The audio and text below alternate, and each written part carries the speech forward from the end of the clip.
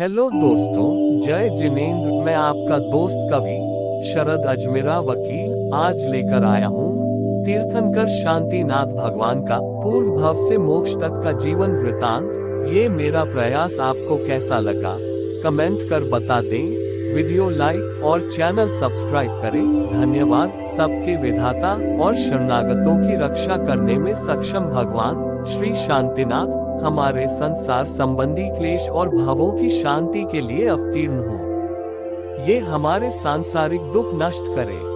जम्बूद्वीप के पूर्व विदेह क्षेत्र में पुष्कलावती देश की पुंडरीकिनी नगरी में किसी समय धनर्थ नाम का राजा राज्य करता था। उसकी महारानी का नाम मनोहरा था। उन दोनों के मेघर्थ और दृढ़रथ नाम के दो पुत्र थे। उनमें मेघर्थ बड़ा और दृढ़ छोटा था।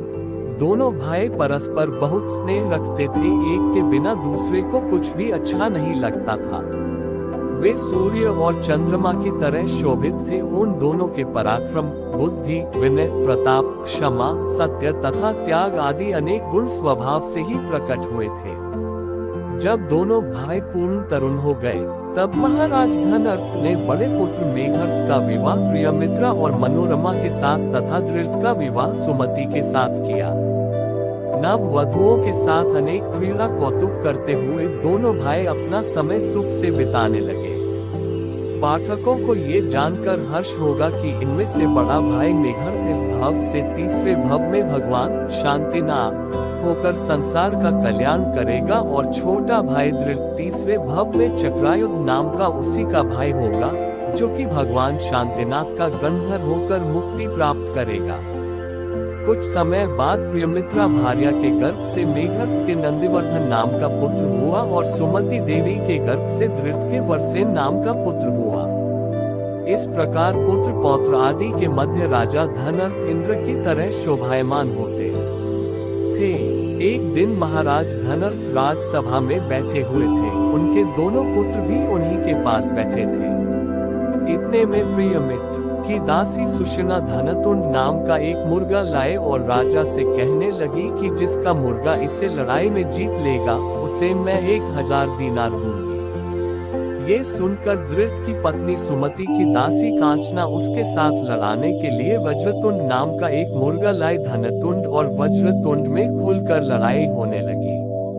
कभी सुषमा का मुर्गा कांचना के मुर्गा को पीछे हटा देता और कभी कांचना का मुर्गा सुषमा के मुर्गा को पीछे हटा देता था।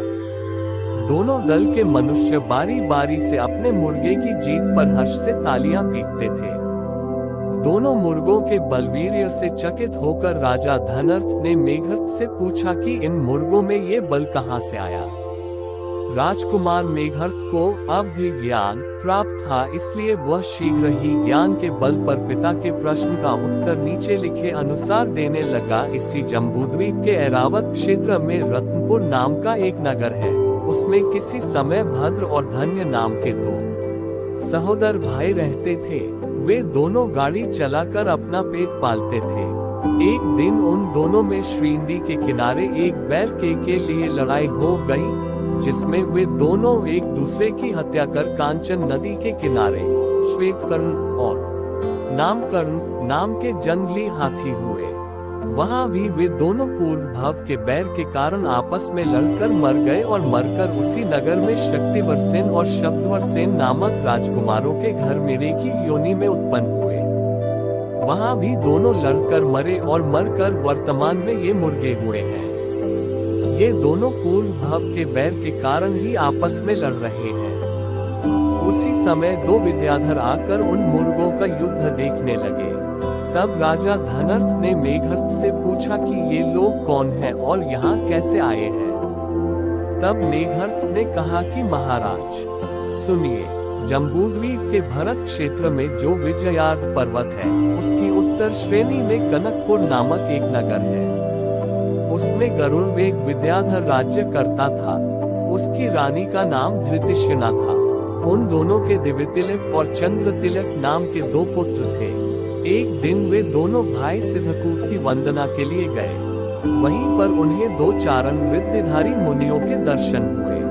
विद्याधर पुत्रों ने विनय सहित नमस्कार कर उनसे अपने पूर्व भाव पूछे। तब उनमें से एक मुनिराज ने कहा, पूर्व धातकीखंड द्वीप के ऐरावत क्षेत्र में तिलकपुर नाम के नगर में राजा अभयघोष राज्य करता था। उसकी स्त्री का नाम सुवर्ण तिलक था। तुम दोनों अपने पूर्व भव में उन्हीं राज दंपति के विजय और जयंत नाम के पुत्र थे। कारण उत्पन्न होने पर तुम्हारे पिता अभयघोष संसार से विरक्त होकर मुनि हो गए। मुनि होकर उन्होंने कठिन तपस्या की और 16 कारण भावनाओं का चिंतन कर तीर्थन कर प्रकृति का बंध किया। फिर आयु के अंत में मरकर 16वें स्वर्ग में अच्युतेंद्र हुए। तुम दोनों विजय और जयंत भी आयु के अंत में जीर्ण शरीर छोड़कर वर्तमान में दिव्य तिलक और चंद्र तिलक विद्याधर हुए हो। तुम्हारे पूर्वभव के पिता अभयघोष स्वर्ग से चय कर पुंडरीकिनी नगरी में राजा हेमांगद और रानी मेघमालिनी के संयोग से धनर्थ नाम के पुत्र हुए हैं। वे इस समय अपने पुत्र पौत्रों के साथ मुर्गों का युद्ध देख रहे हैं। इस तरह मुनिराज के मुख से आपके साथ अपने पूर्व भावों का संबंध सुनकर दोनों विद्याधर आपसे मिलने के लिए आए हैं। मेघर्थ के वचन सुनकर धनर्थ तथा समस्त सभासद अत्यंत प्रसन्न हुए। दोनों विद्याधरों ने राजा धनर्थ और राजकुमार मेघर्थ का खूब सत्कार किया। दोनों मुर्गों ने भी अपने पूर्व भाव सुनकर परस्पर का बैर भाव छोड़ दिया और संन्यास पूर्वक मरण कर उनमें से एक भूतरमण नामक वन में ताम्रचूल नाम का देव हुआ और दूसरा देवरमण नामक वन में कनकचूल नाम का व्यंतर देव हुआ। वहां जब उन देवों ने अभिज्ञान से अपने पूर्व भवों का विचार किया, तब उन्होंने शीघ्र पुंडरीकिनीपुरी आकर राजकुमार मेघर्थ का खूब सत्कार किया और उनसे अपने पूर्व भवों का संबंध बतलाया। इसके बाद उन व्यंतर देवों ने कहा, राजकुमार, आपने हमारे साथ जो उपकार किया है, हम उनका बदला नहीं चुका सकते, पर हम ये चाहते हैं कि आप लोग हमारे साथ चलकर मनुष्योत्तर पर्वत तक की यात्रा कर लें। राजकुमार मेघर्थ तथा महाराज धनर्थ की आज्ञा मिलने पर देवों ने सुंदर विमान बनाया और उसमें समस्त परिवार सहित राजकुमार मेघर्थ को बैठाकर उसे आकाश में ले गए। वे देव उन्हें क्रम से भरत, हेमवत आदि क्षेत्रों, गंगा, सिंधु आदि नदियों, हिमवंत, मेरु आदि पर्वतों, पद्म, महापद्म आदि सरोवरों तथा अनेक देशों और नगरों की शोभा दिखलाते हुए मनुष्योत्तर पर्वत पर ले गए। कुमार मेघर्थ प्रकृति की अद्भुत शोभा देखकर बहुत ही प्रसन्न हुए। उसने समस्त कृत्रिम चैत्यालयों की वंदना की, स्तुति की और फिर उन्हीं देवों की सहायता से वह अपने नगर पुंडरीकिनीपुरी को लौट आया। घर आने पर देवों ने उससे अनेक वस्त्र आभूषण, मणिमालाएं आदि भेंट की और फिर वे अपने अपने स्थानों पर चले गए।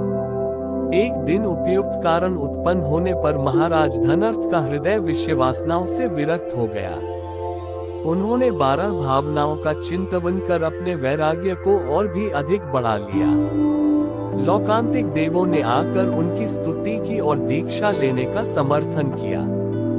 निदान महाराज धनर्थ युवराज मेघर्थ को राज्य दे वन में जाकर दीक्षित हो गए। इधर कुमार मेघर्थ भी अनेक साधु उपायों से प्रजा का पालन करने लगा, जिससे समस्त प्रजा उस पर अत्यंत मुग्ध हो गई। एक दिन राजा मेघर्थ अपनी स्त्रियों के साथ देवरमण नामक वन में घूमता हुआ चंद्रकांत नामक एक शिला पर बैठ गया। जहां वह बैठा था वहीं आकाश मार्ग से एक विद्याधर जा रहा था। जब उसका विमान ठीक मेघर्थ के ऊपर पहुंचा तब वह सहसा वहीं रुक गया। विद्याधर ने विमान रुकने का कारण जानने के लिए सब ओर दृष्टि डाली। ज्यों ही उसकी दृष्टि मेघर्थ पर पड़ी त्यों ही वह क्रोध से आग बबूला हो गया। वह झट से नीचे उतरा और चंद्रकांत शिला को, जिस पर मेघर्थ बैठा हुआ था, उठाने का प्रयत्न करने लगा। परंतु राजा मेघर्थ ने उस शिला को अपने पैर के अंगूठे से इस प्रकार दबा दिया जिससे वह विद्याधर उस विशाल शिला का भारी बोझ नहीं सह सका। अंत में वह जोर से चिल्ला उठा। उसकी आवाज सुनकर उसकी स्त्री विमान से उतरकर उसके पास आए और उसकी दुर्दशा देखकर मेघर्थ से पति के प्राणों की भिक्षा मांगी। तब मेघर्थ ने अपने पैर का अंगूठा उठा लिया। विद्याधर की जान बच गई। ये सब देखकर मेघनाद की स्त्री प्रियमित्रा ने अपने पति से पूछा, नाथ, ये सब क्या और क्यों हो रहा है? तब मेघनाद कहने लगा, प्रिय, यह विजयार्द पर्वत की अलका नगरी के राजा विद्युदष्ट्र और रानी अनिलवेगा का प्रिय पुत्र सिंहस्थ विद्याधर है। यह अमितवाहन तीर्थंकर की वंदना कर यहाँ आया है। जब इसका विमान मेरे ऊपर आया तब वह आकाश में कीलित होकर रुक गया।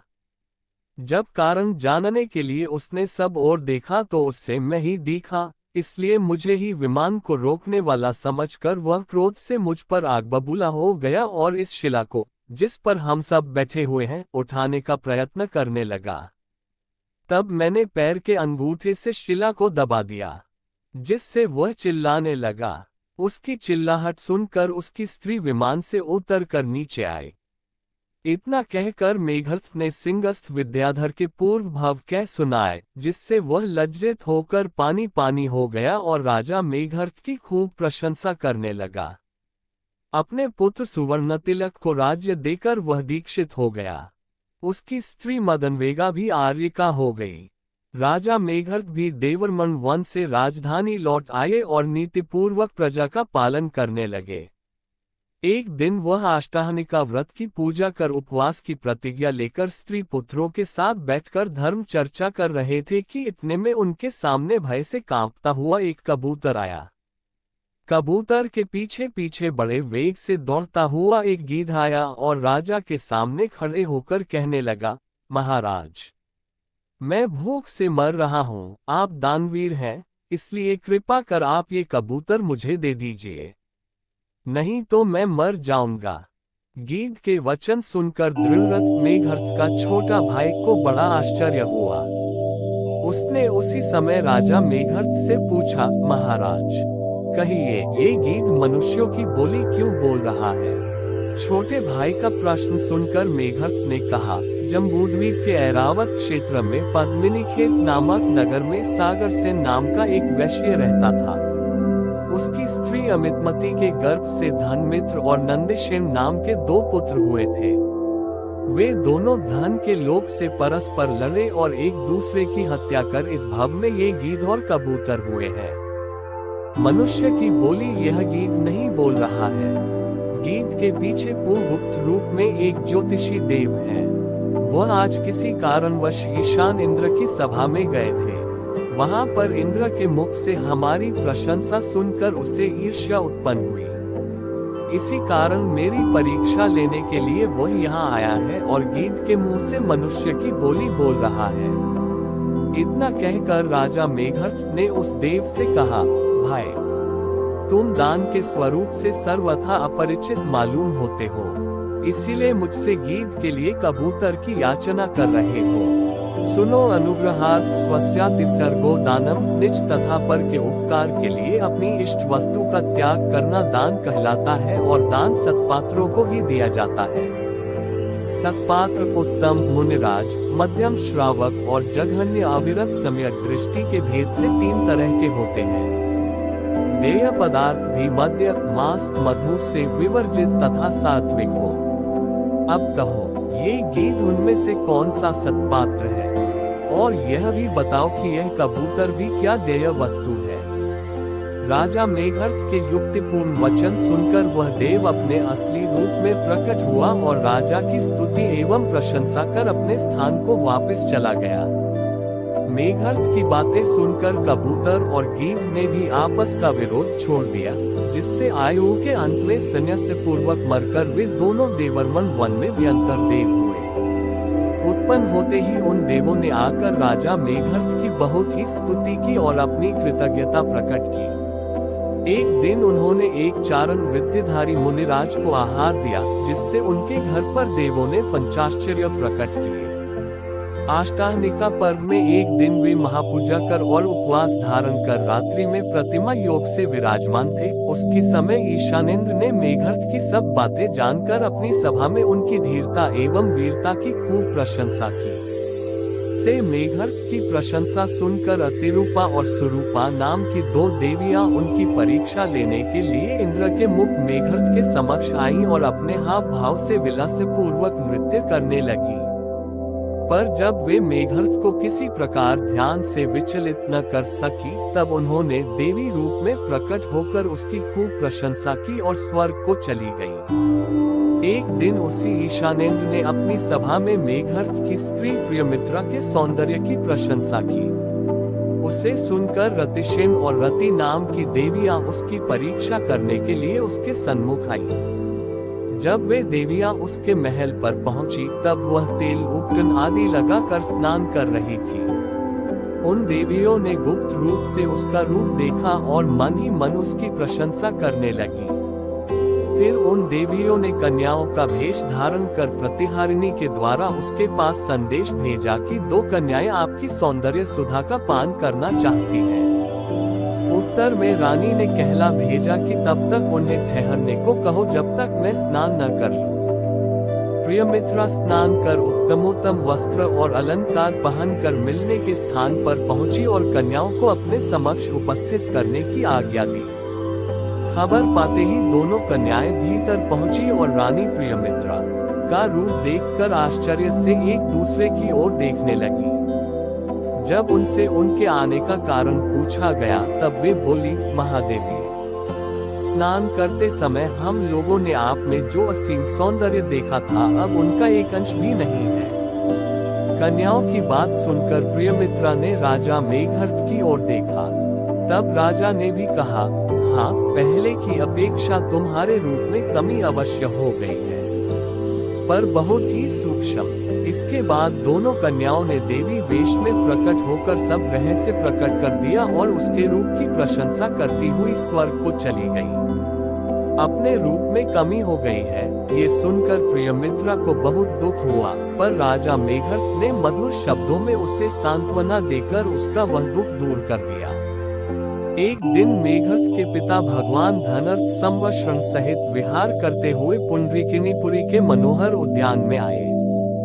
जब मेघर्त को उनके आने का समाचार मिला, तो वह उसी समय गृहस्थ तथा परिवार के अन्य लोगों के साथ उनकी वंदना के लिए गया और वहां उन्हें साष्टांग प्रणाम कर मनुष्यों के कोठे में बैठ गया। उस समय भगवान धनर्थ ने उपासकाध्याय श्रावकाचार का कथन किया। पश्चात उन्होंने चतुर्गति रूप संसार के दुखों का वर्णन किया, जिसे सुनकर राजा मेघर्त का हृदय संसार से एकदम भयभीत हो गया।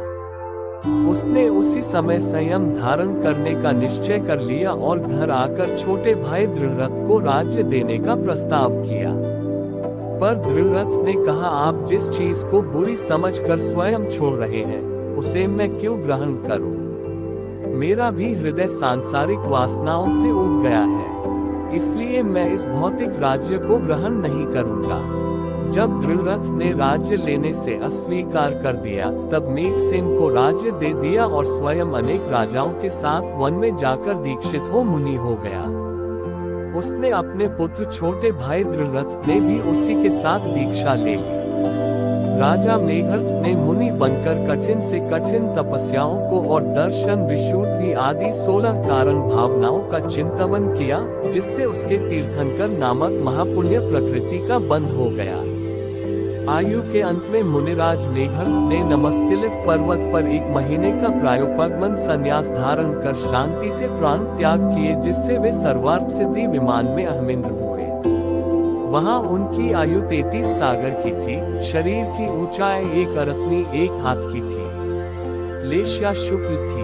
वे 33,000 वर्ष बाद आहार लेते थे और 33 पक्ष बाद श्वासोच्छ्वास ग्रहण करते थे। वहां उन्हें जन्म से ही अवधि ज्ञान प्राप्त हो गया था, इसलिए वे 7वीं पृथ्वी तक की बात स्पष्ट रूप से जान लेते थे। अब आगामी भव में अहमिंद्र मेघर्त भारतवर्ष में 16वें तीर्थंकर श्री शांतिनाथ होंगे। वर्तमान परिचय इसी जम्बूद्वीप के भरत क्षेत्र में कुरुजांगल देश है। ये देश पास पास बसे हुए ग्राम और नगरों से बहुत ही शोभायमान है। उसमें कहीं ऊंची ऊंची पर्वतमालाएं अपने शिखरों से गगन को स्पर्श करती हैं, कहीं हरे हरे वनों में मृग, मयूर आदि पशु पक्षी क्रीड़ा किया करते हैं। ये कहने में कोई अत्युक्ति न होगी कि प्रकृति ने अपने सौंदर्य का बहुत सा भाग उसी देश के निर्माण में खर्च किया था। उसमें एक हस्तिनापुर नाम की एक नगरी थी। वह परीक्षा, प्राकार, कूप, सरोवर आदि से बहुत ही भली मालूम होती थी। उस नगरी में अनेक गगनचुंबी भवन बने हुए थे, जो चंद्रमा के उदय होने पर ऐसे मालूम होते थे मानो दूध से धोए गए हों। वहाँ की प्रजा धन धान्य से संपन्न थी, कोई किसी बात के लिए दुखी नहीं था। वहाँ असमय में कभी किसी की मृत्यु नहीं होती थी। वहाँ के लोग बड़े धर्मात्मा और साधु स्वभावी थे। वहाँ राजा विश्वसेन राज्य करते थे। वे बहुत ही शूरवीर रणधीर थे। उन्होंने अपने बाहुबल से भारतवर्ष के समस्त राजाओं को अपना सेवक बना। रानी का नाम एरा था। उस समय पृथ्वी तल पर एरा के साथ सुंदरता में होड़ लगाने वाली लिया था। उनकी मुख्य स्त्री दूसरी कोई नहीं थी। राज दंपति सुख से समय बिताते थे। ऊपर कहे हुए अहमेंद्र मेघर्त की आयु जब सर्वार्थ सिद्धि में केवल 6 माह की बाकी रह गई, तब से विश्वसेन के राजभवन में प्रतिदिन करोड़ों रत्नों की वर्षा होने लगी। उसी समय अनेक शकुन हुए। इंद्र की आज्ञा से अनेक देव कुमारियां एरा रानी की सेवा के लिए आ गईं। इन सब कारणों से राजा विश्वसेन को निश्चय हो गया कि उनके घर पर जगत पूज्य किसी तीर्थंकर का जन्म होगा। बड़े ही आनंद से उनका समय बीतने लगा। महारानी एरा ने भाद्रपद कृष्णा सप्तमी के दिन भरणी नक्षत्र में रात्रि के पिछले पहर में 16 स्वप्न देखे और अपने मुंह में प्रवेश करता हुआ एक सुंदर हाथी देखा। उसी समय मेघर्त का जीव अहमेंद्र सर्वार्थ सिद्धि की आयु पूरी कर उसके गर्भ में प्रविष्ट हुआ। प्रातः होते ही एरा देवी ने राजा विश्वसेन से उन स्वप्नों का फल पूछा। तब उन्होंने कहा कि आज तुम्हारे गर्भ में तीर्थंकर ने प्रवेश किया है। 9 माह बाद उसका जन्म होगा। ये स्वप्न उसी का अभ्युदय बतला रहे हैं। पति के मुख से स्वप्नों का फल सुनकर रानी एरा को बहुत ही आनंद हुआ। उसी समय देवों ने आकर गर्भ कल्याणक का उत्सव किया और उत्तम उत्तम वस्त्राभूषणों से राज दंपति की पूजा की। धीरे धीरे जब गर्भ के 9 माह पूर्ण हो गए, तब ज्येष्ठ कृष्णा चतुर्दशी के दिन भरणी नक्षत्र में प्रातः समय एरा ने पुत्र रत्न प्रसव किया। उस पुत्र के प्रभाव से तीनों लोकों में आनंद छा गया। आसनों के कंपायमान होने से देवों ने तीर्थंकर की उत्पत्ति का निश्चय कर लिया और शीघ्र ही समस्त परिवार के साथ हस्तिनापुर आ पहुंचे। वहां से इंद्र बालक को ऐरावत हाथी पर बैठाकर मेरु पर्वत पर ले गया और वहां उसने उस सद्य प्रसूत बालक का क्षीर सागर के जल से महाभिषेक किया। फिर समस्त देव सेना के साथ हस्तिनापुर आकर पुत्र को माता की गोद में समर्पित किया। राजभवन में देव देवियों ने मिलकर अनेक उत्सव किए। इंद्र ने आनंद नाम का नाटक किया। उस बालक का नाम शांतिनाथ रखा गया। जन्म का उत्सव समाप्त कर देव लोग अपने अपने स्थान पर चले गए और बालक शांतिनाथ का राजपरिवार में बड़े प्रेम से पालन होने लगा। भगवान धर्मनाथ के बाद पौनपल्य कम 3 सागर बीत जाने पर स्वामी शांतिनाथ भी इसी में युक्त है। इनकी आयु 1 लाख वर्ष की थी। शरीर की ऊंचाई 40 धनुष की थी हुए थे। उनकी आयु और कांति सुवर्ण के समान पीली थी। इनके शरीर में ध्वजा, छत्र, शंख, चक्र आदि अच्छे अच्छे चिन्ह थे। क्रम से भगवान शांतिनाथ ने युवावस्था में पदार्पण किया। उस समय उनके शरीर का गठन और अनुपम सौंदर्य देखते ही बनता था। दृढ़रथ, जो कि राजा मेघर्त का छोटा भाई था और उसी के साथ तपस्या कर सर्वार्थ सिद्धि में अहमिंद्र हुआ था, राजा विश्वसेन की द्वितीय पत्नी यशस्वती के गर्भ से चक्रायुध नाम का पुत्र हुआ। उसकी उत्पत्ति के समय में अनेक उत्सव मनाए गए थे। महाराज विश्वसेन ने योग्य अवस्था देखकर अपने दोनों पुत्रों का कुल, वय, रूप, शील आदि से शोभायमान अनेक कन्याओं के साथ विवाह करवाया था, जिनके साथ वे तरह तरह के कौतुक करते हुए सुख से समय बिताते थे। इस तरह देव दुर्लभ सुख भोगते हुए जब शांतिनाथ के कुमार काल के 25,000 वर्ष बीत गए, तब महाराज विश्वसेन ने राज्याभिषेक पूर्वक उन्हें अपना राज्य दे दिया और स्वयं वन में जाकर दीक्षा ले ली। इधर राजा शांतिनाथ छोटे भाई चक्रायुध के साथ प्रजा का पालन करने लगे। कुछ समय बाद उनकी आयुधशाला में चक्ररत्न प्रकट हुआ, जिससे उन्हें अपने आप चक्रवर्ती होने का निश्चय हो गया। चक्ररत्न प्रकट होने के बाद ही वे असंख्य सेना लेकर दिग्विजय के लिए निकले और क्रम क्रम से भरतक क्षेत्र के 6 खंडों को जीतकर हस्तिनापुर वापस आ गए। वे 14 रत्न और 9 निधियों के स्वामी थे। समस्त राजा उनकी आज्ञा को फूलों की माला समझकर हर्षपूर्वक अपने मस्तकों पर धारण करते थे।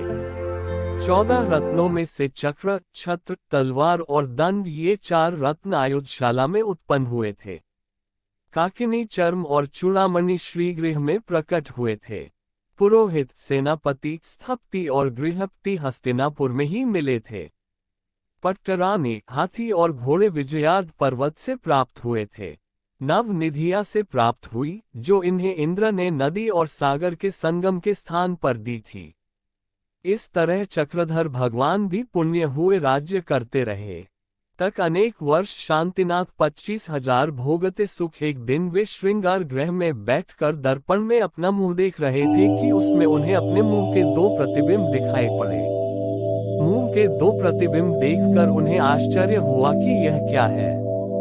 उसी समय उन्हें आत्मज्ञान उत्पन्न हो गया, जिससे वे पूर्वभव की समस्त बातें जान गए। उन्होंने सोचा कि मैंने पूर्वभव में मुनि अवस्था में जो जो कार्य करने का संकल्प किया था, अभी तक उन कार्यों का सूत्रपात भी नहीं किया। मैंने अपनी विशाल आयु सामान्य मनुष्यों की तरह भोग विलास में फंसकर व्यर्थ ही बिता दी। समस्त विषय सामग्री क्षण भंगुर है, देखते देखते नष्ट हो जाती है, इसलिए इनसे मोह छोड़कर आत्म कल्याण करना चाहिए। इस तरह विचार कर भगवान शांतिनाथ श्रृंगार गृह से बाहर निकले। उसी समय लोकांतिक देवों ने आकर उनके विचारों का समर्थन किया, जिससे उनका वैराग्य सागर और भी अधिक लहराने लगा, उसमें उत्ताल तरंगे उठने लगी। लोकांतिक देव अपना कार्य समाप्त कर ब्रह्मलोक को वापस चले गए और वहां से इंद्र आदि समस्त देव संसार की असारता का दिग्दर्शन कराते हुए हस्तिनापुर आए। भगवान शांतिनाथ अपने पुत्र नारायण को राज्य देकर सर्वार्थ सिद्धि पालकी पर सवार हो गए। देव लोग पालकी को कंधों में उठाकर सहस्राम वन में ले गए। वहां भगवान शांतिनाथ ने पालकी से उतरकर ज्येष्ठ कृष्णा चतुर्थी के दिन संध्या के समय भरणी नक्षत्र में ओम नमः सिद्धेभ्यः कहते हुए जिन दीक्षा ले ली। सामायिक चरित्र की विशुद्धता से उन्हें उसी समय मन पर्यय ज्ञान प्राप्त हो गया। उनके साथ चक्रायुध आदि 1000 राजाओं ने भी दिगंबर दीक्षा धारण की। देव लोग दीक्षा कल्याणक का उत्सव समाप्त कर अपने अपने घर चले गए। 3 दिन बाद मुनिराज शांतिनाथ ने आहार के लिए मंदरपुर में प्रवेश किया। वहां उन्हें सुमित्र राजा ने भक्तिपूर्वक आहार दिया। पात्र दान से प्रभावित होकर देवों ने सुमित्र महाराज के घर पर रत्नों की वर्षा की।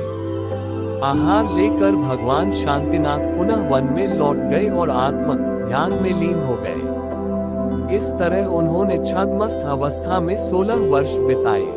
इन 16 वर्षों में भी आपने अनेक जगह विहार किया और अपनी सौम्य मूर्ति से सब जगह शांति के झरने बहाए। इसके अनंतर आप घूमते हुए उसी सहस्राम्र वन में आए और वहां नंद्यावर्त नामक पेड़ के नीचे 3 दिन के उपवास की प्रतिज्ञा लेकर विराजमान हो गए। उस समय भी उनके साथ चक्रायुध आदि 1000 मुनिराज विराजमान थे। उसी समय उन्होंने क्षपक श्रेणी चढ़कर शुक्ल ध्यान के द्वारा 4 घातिया कर्मों का क्षय कर केवल ज्ञान, केवल दर्शन, अनंत सुख और अनंत वीर्य रूपी अनंत चतुष्टय प्राप्त किए। देवों ने आकर कैवल्य प्राप्ति का उत्सव किया और कुबेर ने संवत्सरण की रचना की। संवत्सरण के मध्य में विराजमान होकर भगवान शांतिनाथ ने अपना मौन भंग किया। दिव्य ध्वनि के द्वारा सब तत्व, नव पदार्थ, 6 द्रव्य आदि का व्याख्यान किया, में जिसे सुनकर समस्त भव्य प्राणी प्रसन्न हुए। अनेकों ने जिन दीक्षा धारण की, उनके संवत्सरण चक्रायुध आदि 36 गंधर्व थे, 800 श्रुकेवली थे, 41,800 शिक्षक थे, 3000 अवधिज्ञानी थे, 4000 केवल ज्ञानी थे, 6000 विक्रिया रिद्धि के धारक थे, 4000 मंत्रप्रिय ज्ञानी थे, 2400 शास्त्रार्थ करने वाले वादी थे। इस तरह सब मिलाकर 62,000 मुनिराज थे। हरिश्चना आदि 60,300 आर्यिकाएं थी। सुरकीर्ति आदि 2 लाख श्रावक, अर्हदासी आदि 4 लाख श्राविकाएं, असंख्यात देव देवियां और असंख्यात तिर्यंश थे। इन सबको साथ उन्होंने अनेक देशों में विहार किया और जैन धर्म का खूब प्रचार किया। जब उनकी आयु 1 महीने रह गई तब वे श्री सम्मेद शिखर पर आए और वहां अनेक मुनिराजों के साथ योग निरोध कर प्रतिमा योग से विराजमान हो गए। वहीं पर उन्होंने सूक्ष्म क्रिया प्रतिपाती और व्युपरत क्रिया निवृत्ति नामक शुक्ल ध्यान के द्वारा अवशिष्ट घातीय कर्मों का संहार कर ज्येष्ठ कृष्ण चतुर्दशी के दिन संध्या समय